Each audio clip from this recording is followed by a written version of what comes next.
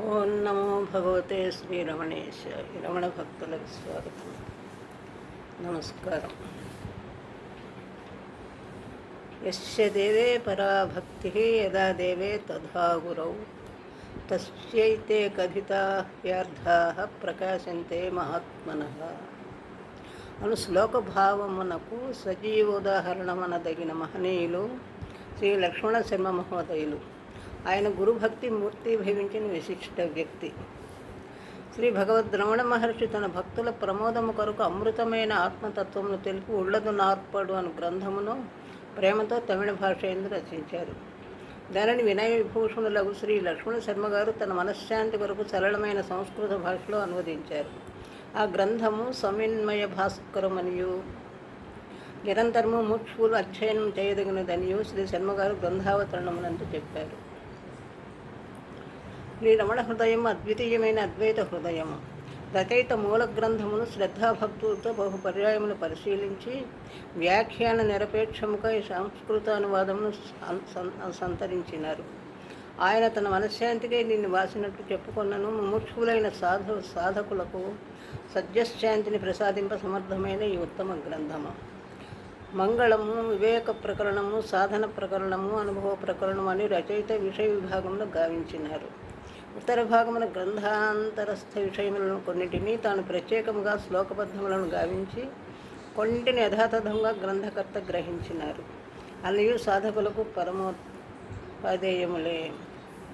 మంగళములోని 4వ శ్లోకము నుండి అనుభవ ప్రకరణములోని 45వ శ్లోకం వరకు ఆంగ్ల భాషలో వివరమును శ్రీ శర్మగారు ఇచ్చిన్నారు. అనువాదకుడు ఈ వివరమును ఆయా శ్లోక భావనలు క్రింద చేర్చినాడు. సిద్ధాంతసార ప్రకరణము శ్రీ రమణ హృదయ తాత్పర్యములలోని 3 శ్లోకములు నిరంతరానుసంధానం చేయదగినవి. శ్రీ లక్ష్మణ శర్మ గారు ప్రవచించిన శ్రీ రమణ జయంతి సందేశము శ్రీ భగవద్ రమణ మహర్షి భక్త శిశువులకు శిరోధార్యమైన ఉపహారం. శ్రీ రమణ హృదయము ఒక అమృత భాండము. అందరి మాధుర్యమును అనువాదకుడు ఆస్వాదించి తన ఆనందమును ఆంధ్రానువాద రూపంలో వెలయించినాడు. ఈ అనువాదము ముముక్షువులకు సోదరాంధ్ర సాధకులకు మార్గదర్శకము కాగలదని అతని విశ్వాసము.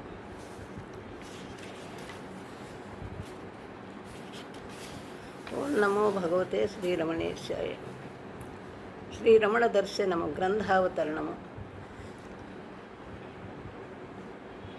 హృద్గేహ హమహంతయాఖిల వపుష్యంతః స్ఫురన్ సర్వదా నైజానాం నిజతత్వరూపమమృతం సందర్శయిష్యన్ స్వయం ప్రేమ్ణా స్వీకృతవానజో నరవపుర్యోసౌ గురూణాం గురుః వందే శ్రీరమణాభిధం మునివరం తం స్వాత్మనాథం పరం. ఇది గ్రంథావిష్కరణ శ్లోకం. లక్ష్మణ శర్మ గారు దీన్ని రాశారు.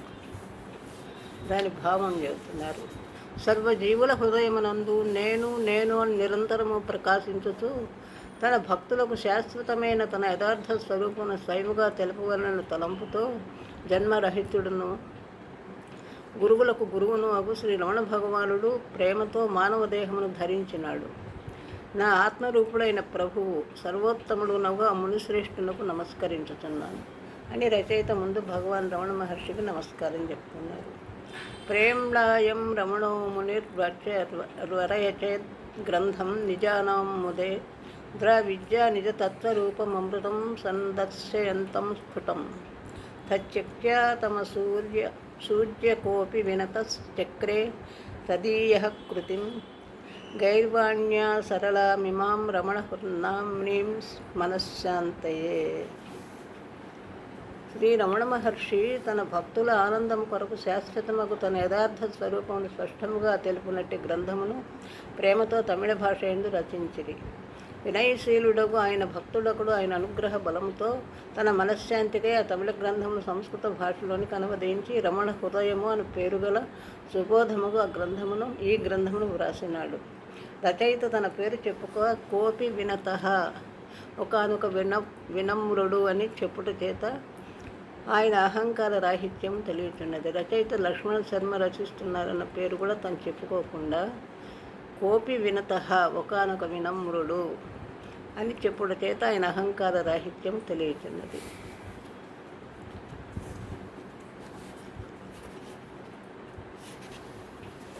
సమస్త వాసనారహితము జ్ఞానమయమునై వాక్కుకు మనస్సుకు కూడా గోచరము కాని ఏ ఆనంద స్థితిని పొందిన మునివర్యుడు జ్ఞాని తిరిగి సంసార బంధమునందు చిక్కుకొనడో అట్టి ఆనంద స్థితిని ప్రసాదించినట్టు శ్రీ రమణ భగవద్ మహర్షి ప్రోక్తముగు ఈ గ్రంథము విజ్ఞాన భాస్కరమన దగినదై విరాజిల్లుచున్నది. చదువగానే సంతోషమును కలిగించే గ్రంథము మోక్షము కోరువారు నిరంతరము అధ్యయనం చేయదగినది. మంగళం రాస్తున్నారు దీనికి ముందు.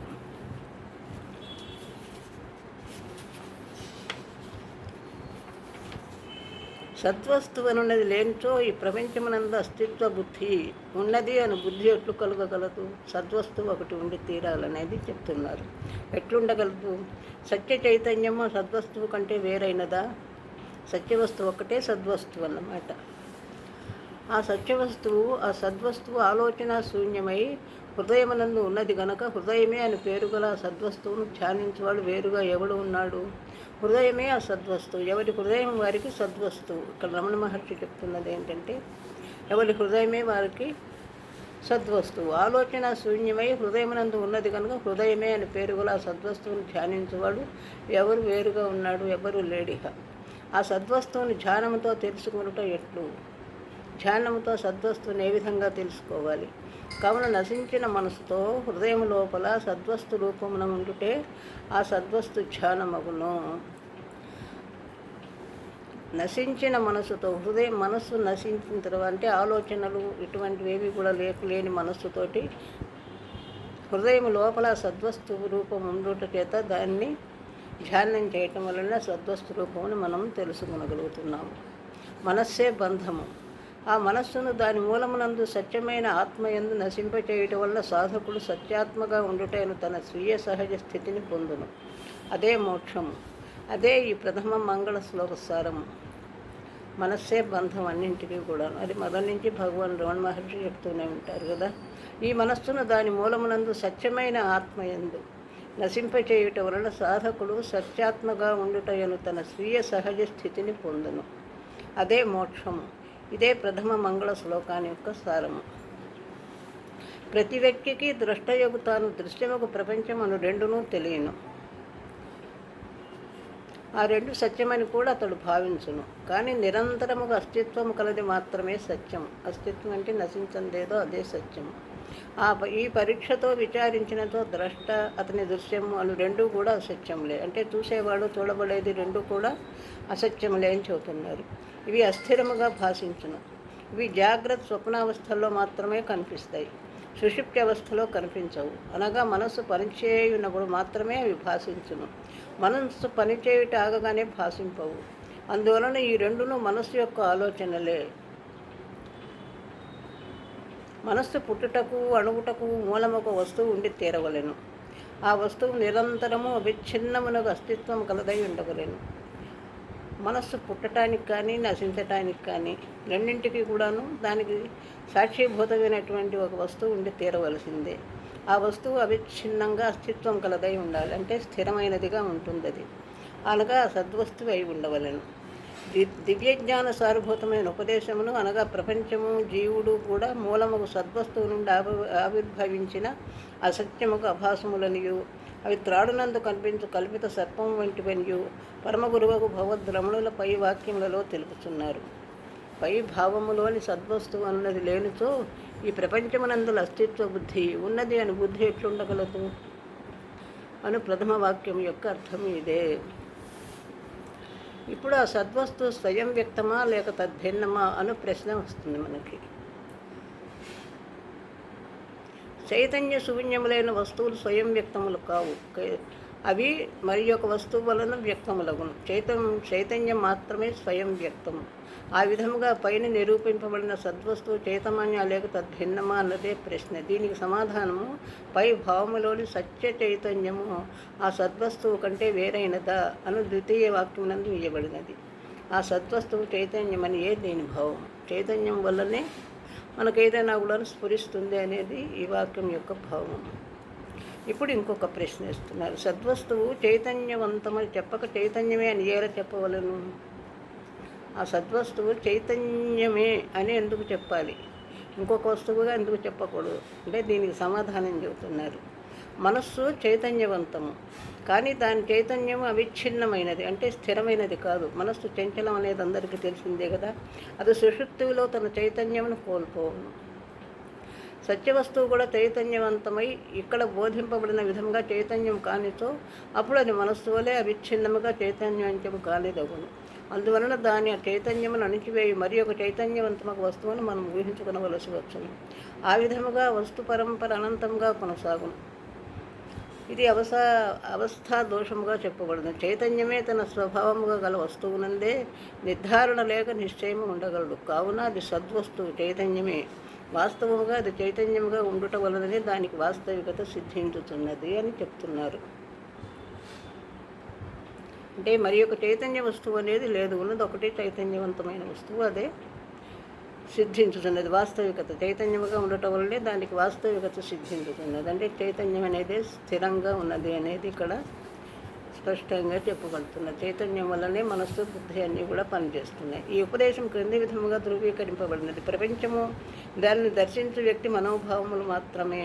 మనస్సు అవిచ్ఛిన్నమైన అస్తిత్వం లేనిది కనుక అసత్యము, కానీ అది అసత్యమైనను చైతన్యవంతము. మనస్సునకు సత్యత్వాభాసను ఇచ్చున్నది దాని చైతన్యమే, కానీ ఆ చైతన్యం దాని స్వీయం కాదు, దాని మూలమునకు చెందినది. ఆ మూలము తప్పక చైతన్యమే అయి ఉండవలేను. మనసును చైతన్యవంతం చేసేది చైతన్యమే అవుతుందన్నమాట. అట్లు కానిచో మానస చైతన్యమునకు ఆధారము కాదాలదు. మనస్సులో ప్రపంచము ఇమిడి ఉన్నది కనుక ప్రపంచమునకు వేరొక ఆధారము ఉండజాలదు.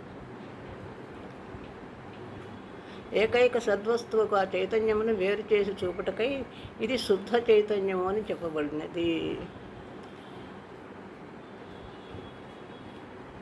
మనస్సు చంచలంగా ఉంటుంది కనుక స్థిరమైన సద్వస్తువు ఒకటి ఉండి తీరవలసిందే. ఆ ఏకైక సద్వస్తువు చైతన్యము. అది దాన్ని వేరు చేసి చూపమంటే మనసుకి దానికి వేరు చేసి చూపించడం కోసం దాన్ని శుద్ధ చైతన్యం అని చెప్పి చెప్తున్నారు ఇక్కడ. సత్య చైతన్యము అని పదం పైకి కనిపించే దానికంటే సంపూర్ణ విలక్షణమైన దివ్య జ్ఞానము తెలుపుతున్నది. మనము చెప్పు జీవుడు కేవలము ప్రపంచ ద్రష్టయే, అంటే ప్రపంచాన్ని చూసేవాడే జీవుడు. అతడు మనోభావనామయుడు కనుక అసత్యమైన వాడే. మనోభావాలే అతనికి ఆధారం కనుక అసత్యమైన వాడే.